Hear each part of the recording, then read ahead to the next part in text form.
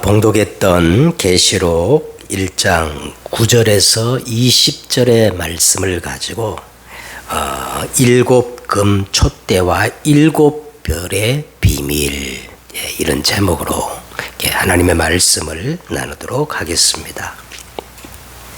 사도의 직분으로 충성된 교회의 일꾼과 형제가 된 이 요한이 예수 그리스도의 환난과 나라와 참음에 동참하게 되었고, 그래서 하나님의 말씀과 예수 그리스도를 증거하다가 반모란 섬에 유배가 되어져서 이렇게 갇히게 되었습니다. 10절에 이제 보시면은 주의 날 그랬죠. 주의 날은 지금 주일을 뜻합니다. 주일날에 하나님께 예배를 드리는데 요한에게 성부와 성자와 성령, 이 성삼위 하나님의 비밀이 나타났어요. 그래서 내가 성령에 감동되어 요한의 그 등 뒤에서 나팔 소리 같은 큰 음성의 말씀이 들리는데, 어떤 말씀인가 하면 지금부터 네가 보는 것을 이 두루마리, 옛날에는 종이가 없어서 두루마리예요, 그죠? 이 두루마리에 써서 일곱 교회에 보내라, 그런 음성이 들린 겁니다. 요한의 등 뒤에서. 그래서 요한이 그것을 확인하려고 몸을 돌이키는 순간에 뭐가 보였어요? 일곱 금 촛대가 보이는데, 그 일곱 금촛대 사이에 말로 형언할 수 없는 엄청난 영광 가운데 누가 나타나셨어요? 예수님이 나타나신 겁니다. 그 영광이 얼마나 대단했던지 17절에 보세요. 17절에 내가 볼 때 그 발 앞에 엎드려져 죽은 자같이 되매, 너무나 요한이 충격적이어서 정말 기절하여 혼이 나갈 정도였습니다. 그만큼 예수님의 그 영광이 엄청난 거예요.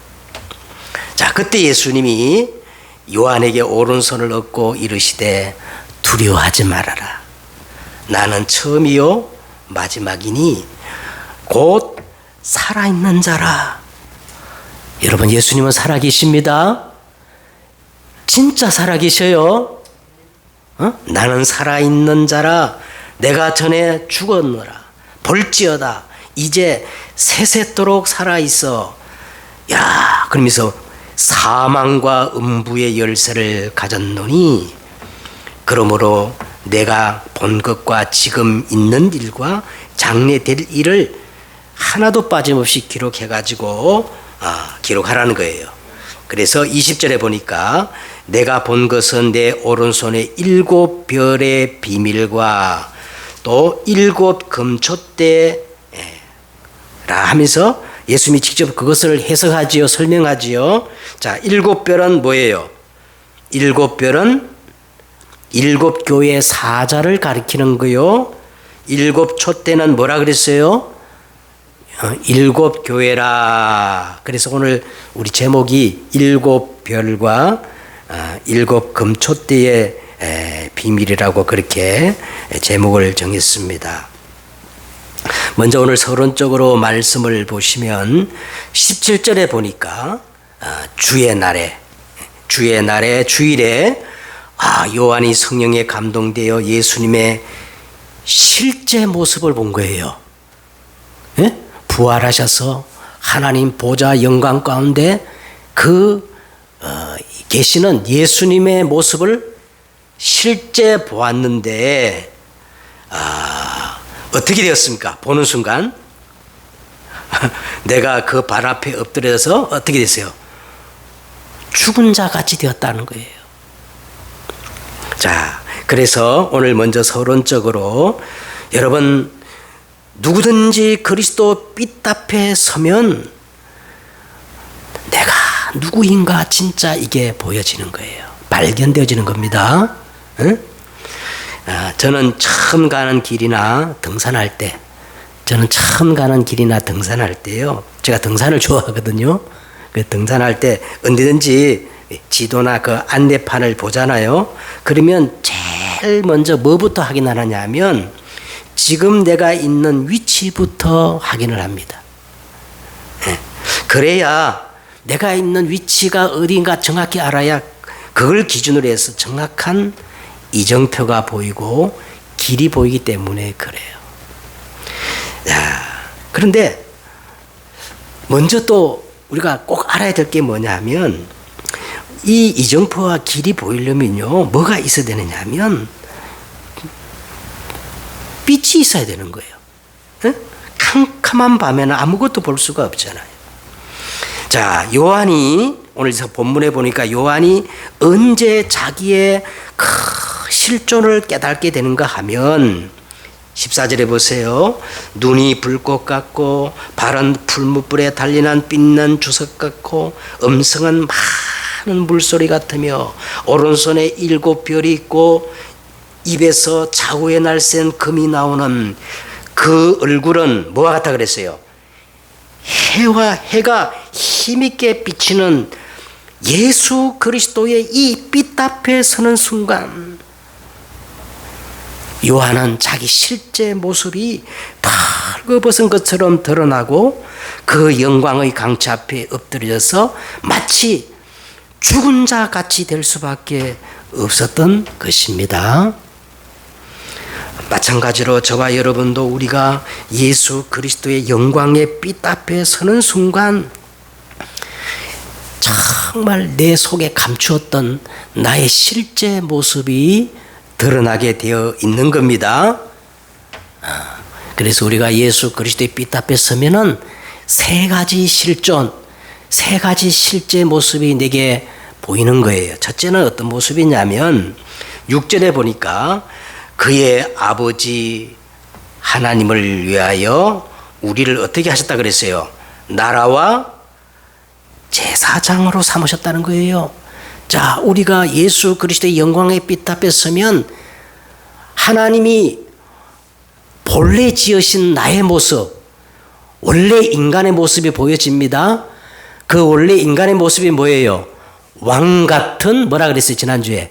왕 같은 제사장이다. 하나님이 원래 인간을 창조할 때 창세기 1장 26절에 보니까 하나님이 이르시되 우리의 형상을 따라 우리의 모양대로 우리가 사람을 만들고 그들로 바다의 물고기와 하늘의 새와 가축과 온 땅에 기는 모든 것을 다스리게 하자 하시고, 자, 이 다스리는 것은 누가 다스리는 거예요? 왕이 다스리잖아요. 그래서 하나님이 우리 인간을 처음 지을 때는 왕 같은 제사장으로 지으신 겁니다. 그런데 창세기 3장 1절에 보는데 그런데 뱀은 여호와 하나님이 지으신 들짐승 중에 가장 강교하더라. 요 뱀이 우리 인간을 미혹한 겁니다. 어떻게 미혹했어요? 너 하나님 믿지 마. 네 스스로 어떻게 해요? 하나님이 돼. 그게 선악과예요. 그런데 이 말을 듣는 첫사람 아담과 하와가 그 선악과를 따먹고 범죄했어요. 범죄하자마자 어떻게 됐어요? 하나님과 함께 할 수 있는 영이 죽어버리고 생명의 근원 되신 하나님을 영원히 떠나게 된 겁니다. 그래서 하나님을 떠난 인간의 그 상태를 성경을 신학적으로 딱 이렇게 말해요. 전적 타락. 전적 타락이란 말은 인간의 그 실존은 어떤 상태냐? 왕 같은 제사장의 그 신분을 다 놓쳐버리고 죽어 있는 상태입니다. 죽어 있는 상태. 이걸 전적 타락이라 그랬어요. 어떤 사람들은 인간은 전적 타락이 아니고 자꾸 부분적 타락이라고 하면서 여전히 인간에게는 길이 있고 희망이 있고 노력하면 된다고 하는데, 여러분 성경은 분명히 죄의 삭은 뭐라 그랬어요? 사망이에요. 죽으면 끝나는 겁니다. 죽었는데 무슨 힘이 있고 길이 있고 능력이 있겠습니까? 다 인간의 진짜 실존을 몰라서 하는 소리예요. 속지 마세요. 에? 이때부터 인간은 절대 사단을 이길 수 없어요. 재앙과 저주를 피할 길이 없습니다. 지옥 배경을 벗어날 수가 없어요. 여러분, 이것이 인정되면 그 다음 뭐가 보이느냐 하면 하나님의 절대 주권이 인정될 수밖에 없어요. 에? 그래서 6절에 보세요. 그의 아버지 하나님을 위하여 그랬어요. 누구를 위하여? 자, 하나님의 절대 주권입니다. 구원은 하나님의 절대 주권이에요. 왜냐? 허물과 죄로 죽어버린 인간은 의논하고 그럴 수준이 상태가 아니에요. 그래서 하나님은 인간과 의논하지 않으시고 일방적으로 절대 주권으로 구원의 길을 내셨습니다. 그 구원의 길이 창세기 3장 15절 누구라 그랬어요? 여자의 후손이 와서 누구의 머리를? 뱀의 머리를 상하게 할 것이다. 이 상하게 하신다는 말은요, 제가 창세기 때 설명드렸지요. 크라시라고 그러는데, 상하게 한다는 말은 뭐라고요? 원어로 크라시라고 그러는데, 박살을 내다, 가루로 만들다, 아예 형체가 없이 만들다. 그래서 회복 불능의 상태로 만드는 것을 뭐라 그랬어요? 크라시. 예수님이 갈보리 십자가에서 사단의 머리를 그렇게 한 줄 믿으시길 바랍니다. 에? 그래서 여러분 17절에 보세요. 내가 볼 때에 그의 발 앞에 엎드려 죽은 자 같이 되었는데 예수님이 어떻게 하십니까? 그가 오른손을 내게 얹고 이르시되 두려워하지 말라. 나는 처음이요 마지막이니 곧 살아있는 자라. 내가 전에 죽었었노라. 볼지어다 이제 세세토록 살아있어 사망과 음부의 권세를 가졌으니. 자, 모든 열쇠를 누가 가졌다는 거예요? 예수님이 가졌습니다. 다윗의 열쇠를 가진 자가 문을 열면 닫을 자가 없어요. 그런데 더 놀라운 거는 이 열쇠를 예수님이 우리에게 주셨다는 거예요. 할렐루야. 그래서 마태복음 여러분 16장에 19절에 나오지요. 내가 천국 열쇠를 내게 주노니 내가 땅에서 무엇인지 매면 하늘에서도 매일 것이요 내가 땅에서 무엇인지 풀면 하늘에서도 풀리리라. 그 천국 열쇠, 그 열쇠가 예수 그리스도의 이름입니다. 알겠지요? 계속해서 여러분이 그리스도 이름을 선포하고 흑암은 무너질지어다. 할렐루야. 기도하셔야 돼요. 자, 그래서 오늘 이제 본론적으로 말씀을 드리면 마지막을 살아가는 저와 여러분이 가장 먼저 무엇부터 회복해야 할 것인가? 그게 오늘 본론이에요. 종말을 살아가는, 마지막을 살아가는 저와 여러분이 마지막을 바라보면서 가장 먼저 뭐를 회복해야 되느냐? 첫째로 나를 살리는 힘이 필요합니다. 뭐가 필요하다고요? 나를 살리는 힘이 필요합니다. 9절에서 10절을 우리 다 같이 읽겠습니다. 나 요한은 너희 형제요 예수의 환난과 나라와 참음에 동참하는 자라. 하나님의 말씀과 예수를 증언하였으므로 말미암아 반모라는 섬에 있었더니 주의 날에 내가 성령에 감동되어 내 뒤에서 나는 나팔 소리 같은 큰 음성을 들으니. 주의 날에 요한이 자기를 살리는 힘을 회복했다는 거예요. 여러분, 나를 살리는 힘이 있어야 다른 사람을 살릴 수 있잖아요. 안 그래요? 나를 살리는 힘이 있어야 사단이 왕노라는 세상에서 우리가 사단을 이기고 승리할 수 있잖아요. 자, 그러면 우리가 어떻게 하면 나를 살릴 수 있느냐? 9절을 보세요. 나 요한은 너희의 형제요 그랬어요. 여러분 이 사도 바울은요, 이 사도 바울은 자기를 소개할 때마다 아주 강조하는 게 뭐냐면 자기가 사도임을 아주 강력히 강조합니다. 왜냐하면 사도 바울을 자꾸 사람들이 이 사도권을 의심하는 사람들이 있기 때문에 사도권을 굉장히 강조하는 거예요. 자, 그런데 오늘 보세요. 오늘 이 요한은 사실은 예수님께 가장 사랑받던 제자였거든요. 그죠? 그러면 더 자랑스럽게 자기가 예수님의 사도임을 자랑해야 할 건데 오늘 여기에 보면은 이 사도권에 대한 주장이 없어요. 자, 그 이유는 뭐냐면 요한은 온 교회가 인정하는 충성된 일꾼이요, 다 알아보는 형제라는 겁니다. 자, 이게 뭐냐면 여러분 오늘 우리가 마지막을 살아가는 우리 인생에서 가장 중요한 게 뭐냐면 교회를 회복해야 된다는 거예요. 교회에 인정받는 사람이 돼야 된다는 거예요. 알겠죠? 그게 나를 살리는 힘입니다. 자, 두 번째는 또 구절을 계속 보십시다. 예수의 환난과 나라와 참음에 동참하는 자라. 자, 이 환난이 뭐예요? 갈보리 십자가의 언약입니다. 나라가 뭐예요? 감람산의 언약입니다. 참음이 뭐예요? 마가 다락방의 체험이에요. 자, 이것을 우리가 회복할 때 나를 살리는 길이라는 겁니다. 자, 그러면서 10절을 보세요. 하나님의 말씀과 예수를 증언하였으므로.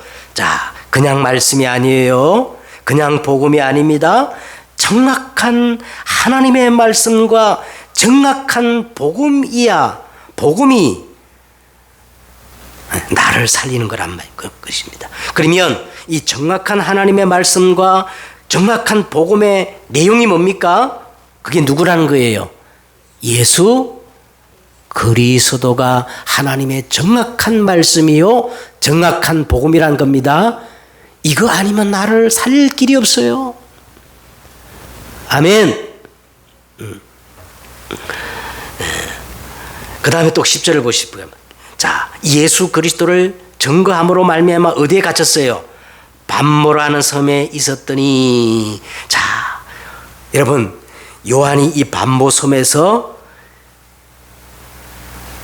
3집중을 한 겁니다. 아침 저녁 정심적 온 전심으로 3집중을 하였더니 자, 온 교회를 살리는 3세팅이 이루어진 거예요. 교회를 진짜 살릴 수 있는 3세팅이 딱 이게 만들어지면서 어떤 응답이 오기 시작했어요. 3응답이 오게 돼 있습니다. 위기가 기회가 돼버렸어요. 문제가 해답이 돼버린 거예요. 인간 갈등이 전부 갱신의 그릇이 되어지는 이런 3응답의 축복이 오게 된 겁니다. 그래서 여러분 이것이 나를 살리는 것이다. 3집중. 그리고 10절에 보세요. 주의 날이란 말은 뭐라 그랬지요? 주일입니다. 주일날에 내가 성령에 감동되어 내 뒤에서 나는 나팔 소리 같은 큰 음성을 들었더니. 자, 이건 한마디로 말하면요 예배를 회복했다는 거예요. 나를 살리는 길이 뭐라고요? 예배입니다. 그래서 오늘 본문에 보니까 오늘 마지막을 살아가는 우리에게서 가장 첫 번째 필요한 게 뭐냐? 나를 살리는 힘이다. 알겠죠? 두 번째는 꼭 반드시 필요한 게 뭐냐면 예수 그리스도가 누구신가 이 복음을 정확히 알아야 되는 겁니다. 자, 그래서 여러분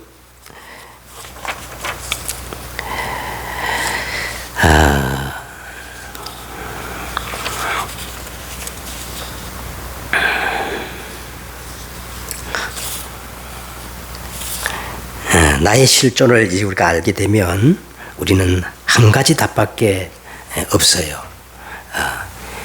예수 그리스도밖에 답이 없습니다. 인간의 실존을 정말 깨닫게 되면 예수밖에 답이 없음을 알게 됩니다. 다른 이로서는 구원을 얻을 수 없나니 천하 인간에게 구원 얻을 만한 다른 이름을 우리에게 주신 일이 있다 없다? 없어요. 갈라디아 1장 7절에 보니까 하늘에서 내려온 천사라 할지라도 그리스도 말고 다른 복음 증거하면 뭘 받을지어다? 저주를 받을지어다. 예수님이 말씀하셨어요. 나보다 먼저 오거나 다른 데로 넘어가는 자는 다 절도요, 도적이요, 우리 영혼을 훔쳐가는 강도라고 그랬어요. 믿습니까? 그래서 오늘 우리가 그리스도를 정확히 알아야 되는 거예요. 그래서 오늘 여러분 우리 요한계시록 1장 전반적으로 보면은요, 그 핵심이 뭐냐면은 이 정확한 복음의 본질을 강조하고 있는 겁니다. 그래서 계시록 1장 1절에 보니까 예수 그리스도의 계시라 그렇게 시작됩니다. 요한계시록은 반드시 어떤 사람이 읽어야 된다고요? 예수 그리스도로 완전 답이 난 사람이 요한계시록을 봐야지, 다른 목적과 다른 눈을 가지고 요한계시록을 보면 전부 이상한 데로 빠집니다. 알겠죠? 그 다음에 1장 5절을 보세요. 예수님의 세 가지 직분이 나오는데 충성된 정인이요, 죽은 자들 가운데서 먼저 나신 이시요, 땅의 임금들의 머리가 되신 만왕의 왕, 다시 말하면 예수 그리스도의 삼직이 나오는 거예요. 제사장, 선지자, 왕이 지금 설명되고 있습니다. 그 다음에 1장 5절에서 6절에 보니까 이제 예수님께서 이 그리스도의 일을 하시기 위해서 이 땅에 오셔서 하신 일이 나오지요. 우리를 사랑하사 그의 피로 우리 죄에서 우리를 해방시키시고 그 아버지 하나님을 위하여 우리를 제사장과 나라와 제사장으로 삼으신 이에게 영광과 능력이 세세토록 있을지어다. 아멘. 자, 그러면서 1장 7절을 보세요. 예수 그리스도가 강림할 때 어떻게 강림하신다고 오신다고요? 뭐를 타고? 볼지어다 구름을 타고 오시리라. 우리 지난주에 말씀 나눴어요. 구름을 타고 온다는 말은 예수님이 진짜 소로공처럼 막 구름 타고 온다는 얘기가 아니라, 이 구름은 예수님이 오실 때 모든 언약이 성취되어지고, 그렇죠? 하나님의 임재와 보호와 인도, 영광을 나타낸다고 말씀드렸습니다. 자, 그런데 오늘 이제 본문에 보니까 이렇게 예수님을 설명해 놓고 더 예수님을 자세하게 설명하고 있습니다. 자, 13절부터 보세요. 13절부터 보세요. 인자 같은 이가 그랬어요. 자, 인자 같은 이가 누굽니까? 예수 그리스도지요. 그 예수 그리스도의 모습을 아주 구체적으로 설명하고 있는데 보세요. 발에 끌리는 옷을 입고, 자, 이 구약이나 성경에 보니까 발에 끌리는 옷을 입는 분은 한 분이에요. 누구냐면 대제사장. 제사장들이 발에 끌리는 옷을 입습니다. 그럼 예수님이 어떤 분이라는 거예요? 우리의 죄와 이 저주의 문제를 해결한 대제사장이란 겁니다. 그 다음에 가슴에 뭐를 띄었어요? 가슴에 금띠를 띠고, 에베소 6장에 보니까요, 이 의의 흉배라고 그러고 의의 호심경이라 그러는데, 예수 그리스도는 하나님과 우리 사이의 유일한 중보자라는 거예요. 유일한 하나님 만나는 길이라는 거예요. 다른 길이 없습니다. 그 다음에 그의 머리와 털이 희기가 어떻게? 양털 같고, 흰 양털 같고 눈 같으며, 이건 뭘 상징하느냐면 순결하고 거룩한 모든 지혜와 지식을 상징하는 겁니다. 그 다음에 그의 눈은 어떻다 그랬어요? 그의 눈은 불꽃 같고 그랬어요. 모든 것을 꿰뚫어 보시는 통찰력과 예리한 이 분별력, 그걸 가지고 공의롭게 심판하시는 심판주를 상징하는 겁니다. 그 다음에 그의 발은 풀무불에 단련한 빛난 주석 같고, 그래서 여러분 주석이라는 게 뭐냐면 일반 철이 아니에요. 강철입니다. 강철이 되기 위해서는요, 그냥 만들어지는 것이 아니라 수많은 고난을 통해서 정화되고 거룩과 그리고 순수함, 그리고 강력하고 완전한 그리스도의 능력을 상징하는 겁니다. 뭐를 상징한다고요? 예수님의 능력을 상징하는 거예요. 그 다음에 그의 음성은 어떻게 돼요? 그의 음성은 맑은, 그의 음성은 많은 물소리 같으며, 이 말은 그 누구도 부인할 수 없는 위엄과 권세를 가진 예수 그리스도는 영원한 진리라는 거예요. 영원한 진리. 자, 그의 오른손에 7별이 있다는 말은 예수 그리스도는 교회의 머리가 되시고, 교회는 예수 그리스도의 몸입니다. 자, 그의 입에는 좌우에 날쌘 금이 나오고 그랬어요. 좌우에 날쌘 금은 두 가지를 상징하는데 말씀의 힘과 심판을 상징합니다. 그 다음에 그 얼굴은 해가 힘있게 비치는 것 같더라. 이 말은요, 예수님의 그 찬란한 영광과 신성, 그리고 모든 것을 압도하는 강력한 생명의 뭐란 게요?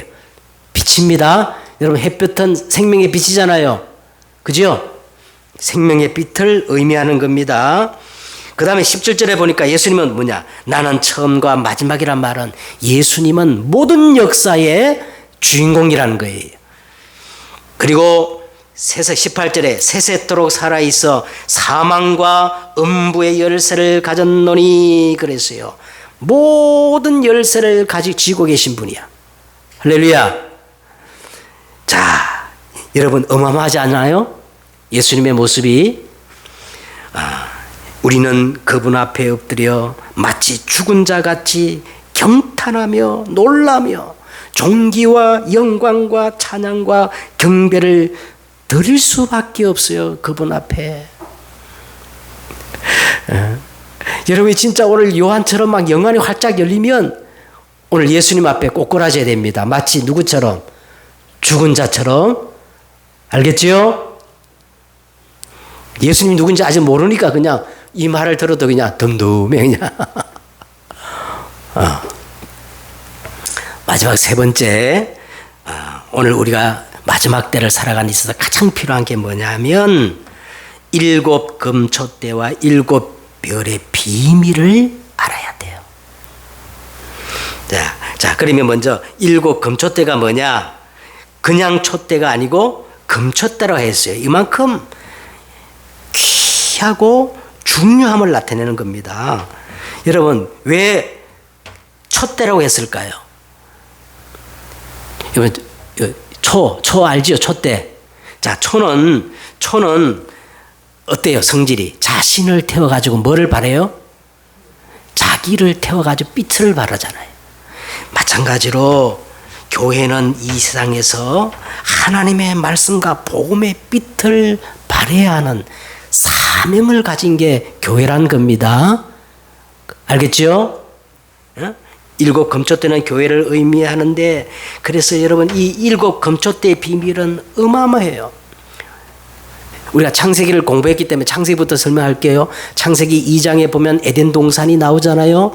이 에덴 동산이 사실은 뭐라 그랬어요? 교회입니다. 거기로부터 갈라져 가지고 내 근원이 에덴 동산에서부터 흘러나오는 거예요. 내 근원. 여러분 시편 133편 1절과 3절에 보니까 교회를 놓고 이렇게 말했어요. 어찌 그리 선하고 아름다운지요. 거기서 여호와께서 복을 명하셨나니 곧 영생이로다. 응? 에스겔서 47장 1절과 12절에 성전 문지방에서 흘러나오는 이 말씀이 강물처럼 우리 현장에 흘러가기만 하면 모든 것들이 소성하고 번성하고 살아나고 약재료가 됩니다. 이게 교회라는 거예요. 그래서 요한복음 2장 17절에 보니까 예수님이 어느 정도로 교회를 사랑했느냐, 주의 전을 사모하는 열심이 나를 삼키리라. 예수님이 그 정도로 교회를 사랑했다는 거. 응? 그래서 우리는 먼저 이 7 금초 때 교회를 회복하는 게 중요합니다. 두 번째는 예수님이 오른손으로 붙잡고 있는 것이 있었는데 그게 뭐라 그랬어요? 7 별이라고 그랬어요. 그럼 7 별이 뭐냐? 예수님이 직접 해석하셨죠. 7 별은 그 7 교회를 담당하고 있는 뭐라 그랬어요? 말씀을 전가하는 사자들이다. 그게 누구예요? 목회자란 겁니다. 예수님이 오른손으로 7 별을 붙잡고 있단 말은 교회를 담당하고 있는 주의 종을 붙잡고 있다는 거예요. 에? 그래서 구약에 보면은 이 제사장 직분을 누가 감당했냐면 레위 지파가 감당했잖아요. 그래서 신명기 21장 5절 집에 가서 꼭 찾아보시기 바랍니다. 신명기 21장 5절에 보면 이런 말씀이 있어요. 레위 자손 제사장들도 그리로 갈지니 그들은 내 하나님 여호와께서 택하사 그랬어요. 하나님이 택해서 세웠다는 거예요. 그러면 그래서 3가지 권세가 나오는데 어떤 권세냐? 자기를 섬기게 하고 하나님을 섬길 수 있는 예배권을 주었다는 거예요. 그리고 나 여호와의 이름으로 축복하게 하신지라 축복권을 주었다는 거예요. 그리고 모든 소송과 모든 투쟁이 그의 말대로 판결될지니 판결권을 줬단 말이에요. 3가지 이 레위 지파 제사장의 3가지 권세를 줬는데 어떤 권세를 줬어요? 예배권, 그 다음에 2번째 축복권, 3번째 판결권. 응? 그래서 데살로니가전서 5장 12절에 이렇게 성경 말씀합니다. 형제들아 우리가 너에게 권하노니 너희 가운데서 수고하고 주 안에서 너희를 다스리며 고난한 자들을 너희가 알고 그들의 역사로 말미암아 사랑 안에서 가장 귀히 여기며 너희가 화목하라. 이 말씀은 목사님을 무조건 잘 섬기라는 말이 아니고 왜 그렇게 해야 되느냐 하면 교회가 중요하고 예배가 중요하기 때문에 그렇다는 거예요. 무슨 말 알겠어요? 이제 결론을 맺도록 하겠습니다. 결론은 여러분 주일은 망대를 세우는 날이에요. 망대를 세우는 날. 여러분 망대가 세워져야 빛을 발하고 망대가 세워져야 다른 사람을 살릴 수가 있거든요. 주일은 무슨 날이다? 망대를 세우는 날이다. 그래서 오늘 요한계시록 1장에서 복음의 본질을 그렇게 설명한 뒤에 곧바로 능력의 오른손으로 7 별을 붙잡고 7 금초대 사이를 거니시는 예수님이 오늘 우리에게 무엇을 말씀하실까요? 이 주일날은 성령의 감동으로 큰 나팔 소리 같은 이 말씀을 회복해가지고 절대 무너지지 않는 망대를 세우라는 말씀입니다. 네. 그래서 여러분 우리가 777 우리 기도 내용에 보면은 7가지 망대 내용이 나와요. 그래서 7가지 망대가 뭔가? 첫째는 성삼위 하나님의 비밀의 망대를 세워야 합니다. 이 성삼위 하나님의 비밀의 망대를 세우면 여러분 과거로 설명할 수 없는 보호자의 축복이 그때 막 드러나는 거예요. 흑암이 무너지고 하늘의 군대가 동거져 이 보호자의 축복이 일어나는 거예요. 그러면 어떻게 되는지 아세요? 에? 교회를 살리고 현장을 살리고 미래를 살리는 3시대 정인의 망대가 세워집니다. 이게 세워지면 계속 위로부터 나를 살리는 힘이 공급되어지는 거예요. 그럼 어떻게 되느냐? 공중권세 잡은 흑암의 세력이 무너지는 망대가 회복되어지면서 나는 사실적으로 언약의 여정을 가는 CVDIP, 이 망대가 세워져요. 그러면 이제는 우리는 세 가지 뜰, 3뜰의 망대, 아이들의 뜰, 기도와 치유의 뜰, 이방인의 뜰, 세 가지 뜰의 망대가 세워질 줄 믿습니다. 자, 주일날은 무슨 날이라고요? 망대를 세우는 날이다. 할렐루야. 승리하는 여러분 되시기를 주 예수 이름으로 축복드립니다. 기도하겠습니다. 하나님, 오늘 이 주일날에 요한처럼 성령에 감동되어서 큰 나팔 소리 같은 주의 음성이 회복되는 시간 되어서 나를 살리고 저 현장을 살리고 교회를 살리고 후대를 살리는 절대 망대가 세워지는 날이 되어지게 하옵소서. 예수 그리스도의 이름으로 기도드렸사옵나이다.